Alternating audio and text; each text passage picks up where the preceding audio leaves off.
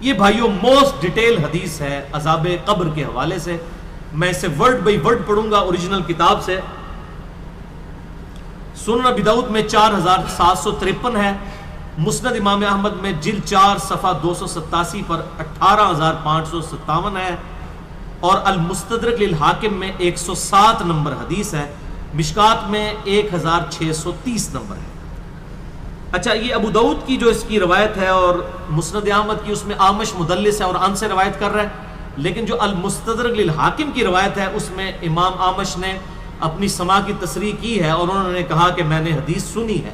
ان سے روایت نہیں کی بلکہ انہوں نے حدثنا سے کی ہے. المستدرک للحاکم 107 نمبر حدیث میں وہ پڑھنے لگا ہوں ورڈ بائی ورڈ تاکہ اس کا سوز و گداز جو ہے وہ قائم رہے.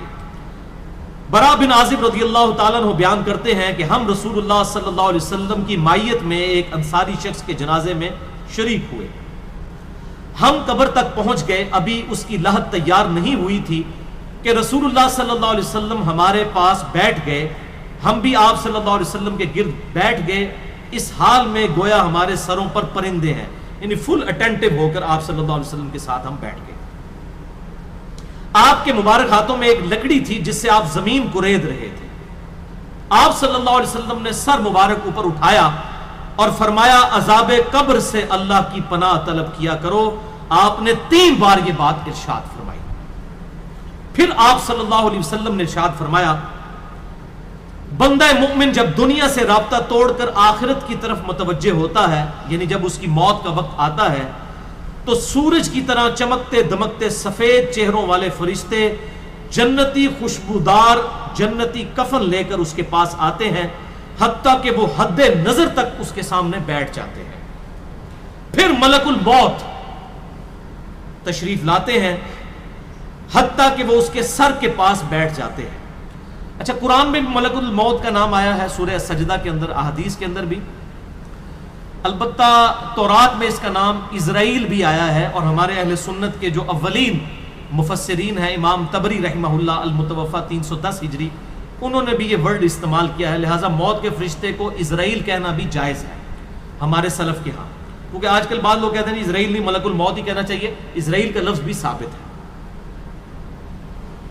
پھر ملک الموت تشریف لاتے ہیں حتیٰ کہ وہ اس کے سر کے پاس بیٹھ کر کہتے ہیں پاکیزہ روح اللہ کی مغفرت اور اس کی رضامندی کی طرف چل. وہ روح ایسے نکلتی ہے جیسے مشکیزے سے پانی کا قطرہ, بالکل غیر محسوس طریقے سے اس کی روح نکال لی جاتی ہے. اور جب ملک الموت اس کی روح نکالتے ہیں تو باقی فرشتے اسے آنکھ جھپکنے کے برابر بھی ملک الموت کے پاس نہیں رہنے دیتے بلکہ اسے فوراً اس کے کفن اور اس خوشبو میں لپیٹ دیتے ہیں جو جنت سے لائی ہوتی ہے. پھر اس کی روح کو لے کر بلند ہوتے ہیں اور فرشتوں کی جس جماعت کے پاس سے وہ گزرتے ہیں تو فرشتے پوچھتے ہیں کہ یہ کیسی خوشبو ہے, تو وہ اس کے دنیا کے ناموں میں سے بہترین نام لے کر بتاتے ہیں کہ یہ فلاں بن فلاں کی روح ہے. حتیٰ کہ وہ اسے آسمان دنیا تک لے پہنچتے ہیں اور اس کے لیے دروازے کھولنے کی اجازت طلب کرتے ہیں تو جنت کے جو آسمانوں کے دروازے ہیں اس کے لیے کھول دیے جاتے ہیں. پھر ہر آسمان کے مقرب فرشتے اگلے آسمان تک اسے پروٹوکول دیتے ہوئے اس روح کے ساتھ جاتے ہیں حتیٰ کہ اسے 7ویں آسمان تک پہنچا دیا جاتا ہے. تو اللہ تعالیٰ فرماتا ہے میرے بندے کا نامہ اعمال علیین میں لکھ دو, جو سورۃ المطففین میں آیا ہے. علیین اور سجین یہ 2 مقامات ہیں. ایمان والوں کی روحیں جو ہے علیین میں ان کا نامہ اعمال لکھا جاتا ہے اور جو منافقین ہیں مجرم ہیں سجین میں لکھا جاتا ہے. سورۃ المطففین سورت نمبر 83 ہے پارہ نمبر 30 کے اندر.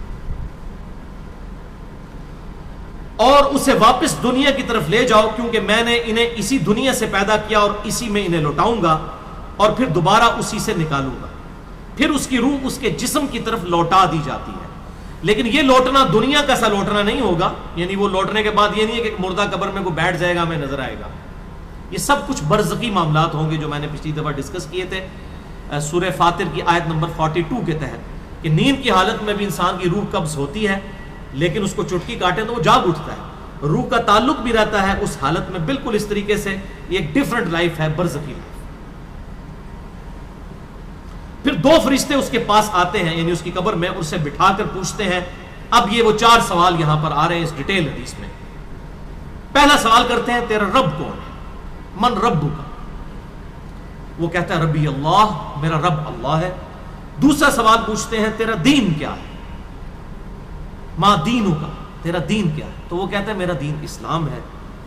پھر پوچھتے ہیں کہ وہ آدمی جو تم میں مبعوث کیے گئے وہ کون ہے؟ اب یہاں پر وہ ڈیٹیل آئی، الذی بعث فیکم، وہ شخص جو تم میں مبعوث کیا گیا تھا وہ کون تھا؟